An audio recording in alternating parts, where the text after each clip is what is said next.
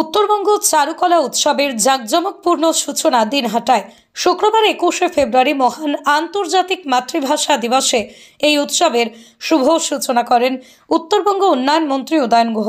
প্রতি বছরের মতো এবছরও উত্তরবঙ্গের চারুকলা সোসাইটির উদ্যোগে হেমন্ত বসু কর্নার এলাকায় এই উৎসবের আয়োজন করা হয়েছে।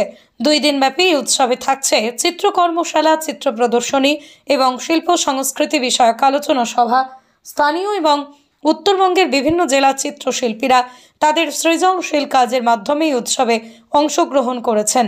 এই উৎসবের মূল লক্ষ্য উত্তরবঙ্গের চারুকলা চর্চার প্রসার ঘটানো, শিল্পীদের জন্য একটি সৃজনশীল মঞ্চ গঠন করা।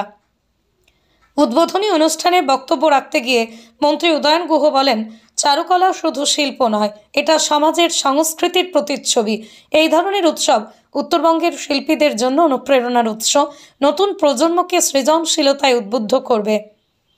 উৎসবে প্রদর্শিত শিল্পকর্মগুলোর মধ্যে রয়েছে জল রং, অ্যাক্রেলিক, তেল রং এবং স্কেচ সহ নানা মাধ্যমের চিত্র। স্থানীয় শিল্পপ্রেমী ও সাধারণ দর্শকদের উপস্থিতিতে উৎসবটি প্রাণবন্ত হয়ে উঠেছে।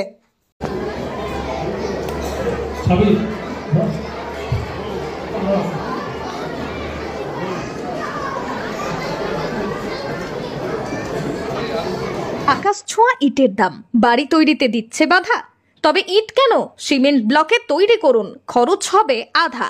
শাহিনা এন্টারপ্রাইজ, এখানে আধুনিক মেশিনে তৈরি করা হয় সকল প্রকার ব্লক, যা দেখতে খুবই সুন্দর ও অত্যন্ত মজবুত। সুলভ মূল্যে ব্লক পেতে দ্রুত যোগাযোগ করুন 9844468001 অথবা 8436885659। Okhrabari, Shahina enterprise, Gitaldaha road. 21শে ফেব্রুয়ারি আন্তর্জাতিক মাতৃভাষা দিবস। এই দিবসটি সারা বিশ্ব জুড়ে, বিশেষ করে আমাদের দেশে এই রাজ্যে বাংলায় এই দিনটি মহা সমারোহে পালন করা হয় এবং প্রতি বছর উত্তরবঙ্গ চারুকলা সোসাইটি তারা তাদের সাধ্যমতো আড়ম্বরে এই দিনটিকে পালন করেন হেমন্ত বসু কর্নার। আমি চারুকলা সোসাইটির যারা কর্তৃপক্ষ আছেন তাদেরকে অভিনন্দন জানাই, ধন্যবাদ জানাই। প্রতি বছরের মতন এবারও আমাকে এখানে আমন্ত্রণ জানাবার জন্য। আজকের এই অনুষ্ঠান তার যে সূচনা, সেই অনুষ্ঠানের সূচনায় আমরা মঞ্চে পেয়েছি শ্যামল দা, চন্দন দাদের মতন প্রবীণ ব্যক্তিত্ব এবং অন্যান্য আমন্ত্রিতরা। আমি সবাইকে শুভেচ্ছা, নমস্কার জানাই। আমরা আন্তর্জাতিক মাতৃভাষা দিবস পালন করি,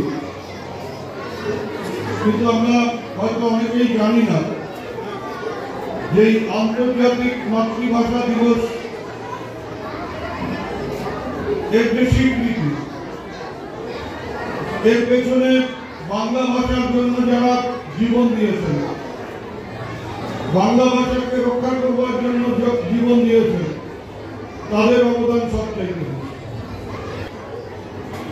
এটা আমাদের কাছে আজকে সবচাইতে দুশ্চিন্তার কারণ হয়ে দাঁড়িয়েছে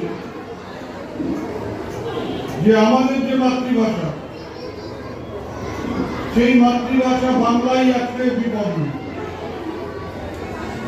আজকে আমরা বাঙালিরাই সঠিকভাবে বাংলা ভাষা উচ্চারণ করতে পারি না, বানান করতে পারি না।